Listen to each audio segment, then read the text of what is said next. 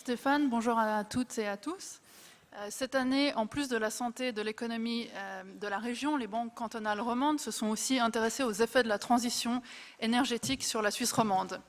Donc elles ont demandé au Centre Énergie de l'EPFL, qui a utilisé son calculateur énergétique Suisse Energiscope, qu'il a développé avec 2 autres instituts de l'EPFL, et on dispose désormais de chiffres propres à la Suisse romande sur une réalité qui va nous occuper ces prochaines années.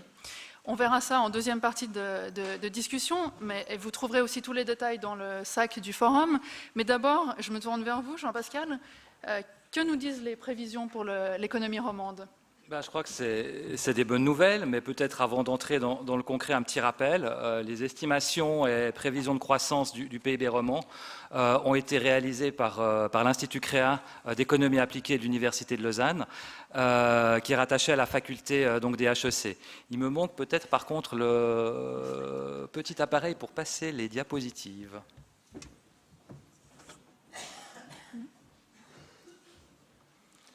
Que je découvre, ce sera plus facile avec, merci. Donc pour débuter, vous avez à l'écran la croissance en Suisse romande par année, qui est comparée avec la croissance en Suisse. On va peut-être d'abord s'intéresser à l'année passée, ou plutôt aux 3 années 2015 à 2017. C'est des années qui ont été marquées par les effets de l'abandon du cours plancher de l'euro. La croissance était relativement contenue, à environ 1%, 0,9% plus spécifiquement pour 2017. Et pour cette année, le CREA prévoit finalement un rebond de la croissance assez réjouissant, à 2,3% en Suisse romande. Une croissance toujours plutôt soutenue l'année prochaine, même si elle est un peu en recul, une croissance plutôt soutenue à 1,9%. Donc je crois qu'on peut dire que la Suisse romande est en passe de se remettre du choc de l'abandon du cours plancher de l'euro il y a de cela 3 ans. On se rappelle très bien de ce choc extrêmement violent. Qu'est-ce qui l'a aidé à s'en remettre ? Une des explications, la première explication, c'est l'embellie que la conjoncture mondiale connaît depuis 2 ans. La croissance mondiale est remontée à environ 4%. C'est un niveau qu'elle n'avait pas vu depuis plusieurs années. Et ça vaut aussi bien pour cette année que pour l'année prochaine. Ça vaut aussi bien pour 2017 que pour cette année et l'an prochain.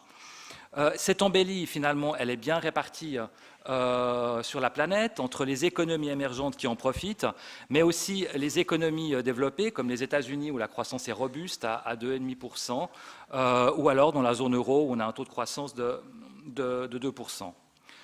L'autre élément, c'est le franc, ou plutôt l'euro par rapport au franc. Cet euro, il est remonté, il s'est rapproché de la barre des 1,20 francs. Le franc s'est donc affaibli, il a perdu environ 10% depuis le début 2017. Et pour voir s'il est encore surévalué, ce qu'on peut regarder, c'est comparer finalement le cours de l'euro avec la valeur à parité de pouvoir d'achat, c'est la courbe violette. Quand l'euro est en dessus de cette valeur à parité de pouvoir d'achat, il est surévalué et c'est le franc qui est sous-évalué. C'est ce qui s'est passé pendant cette période. Et à l'inverse, quand il est en dessous, c'est le franc qui est surévalué et c'est ce qui correspond à cette période. Et maintenant, le franc n'est plus fortement surévalué. Par contre, on a vu que ces derniers jours qu'il a repris quelques pourcents.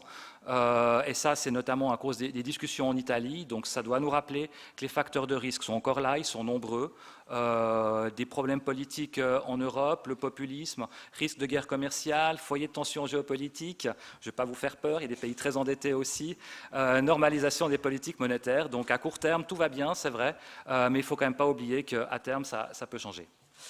Passons maintenant à la stratégie énergétique 2050.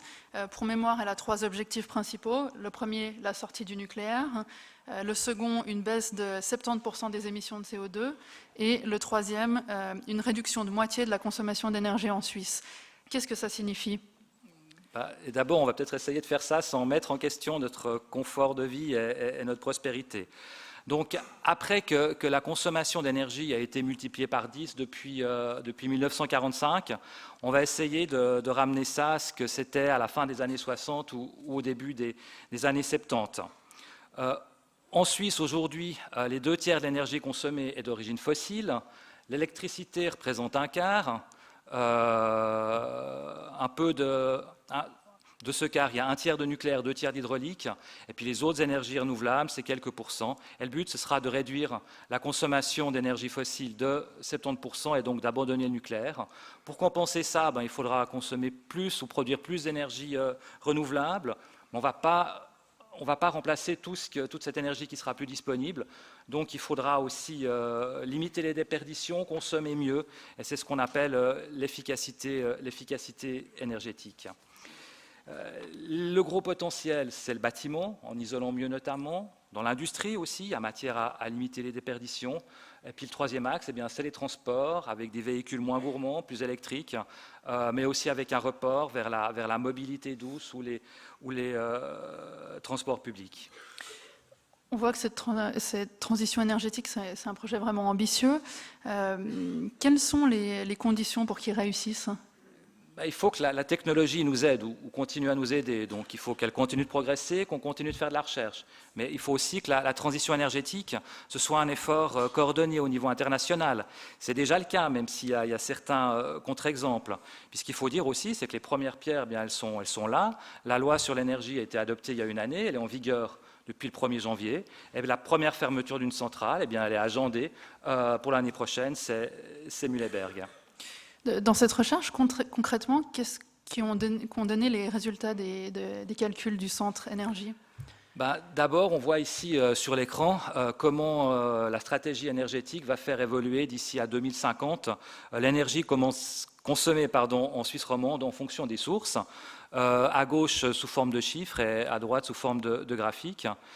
Et par exemple, les pompes à chaleur sont amenées à remplacer les chaudières à mazout. Il y aura aussi plus de photovoltaïque et aussi un peu plus d'éolien, mais dans une moindre mesure, pour produire l'électricité.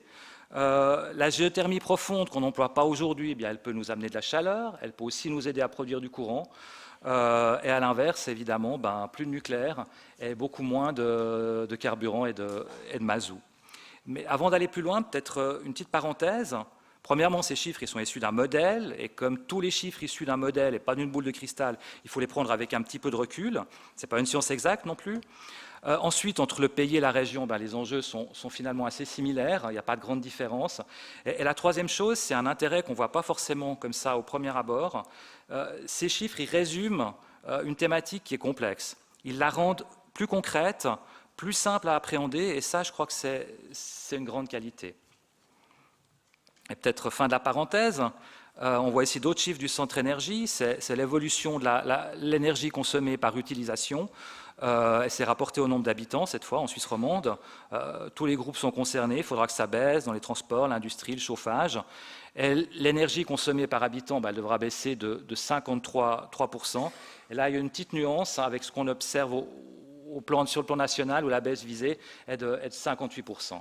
C'est étonnant, ça. Les romans doivent moins économiser, ils sont déjà plus efficaces ? Bon, la différence est petite, mais c'est vrai qu'on a un climat qui est plus agréable ici que de l'autre côté de la Sarine. Désolé. On a une industrie qui est plus légère. Là-bas, on fait des turbines. Ici, on fait des montres, donc on consomme moins d'énergie. Et puis, la dynamique démographique aussi, elle est importante, plus importante ici. Donc, on a construit plus récemment. On construit mieux aujourd'hui qu'on construisait il y a quelques décennies. Et donc, ça a contribué à l'amélioration du standard de parc de bâtiments.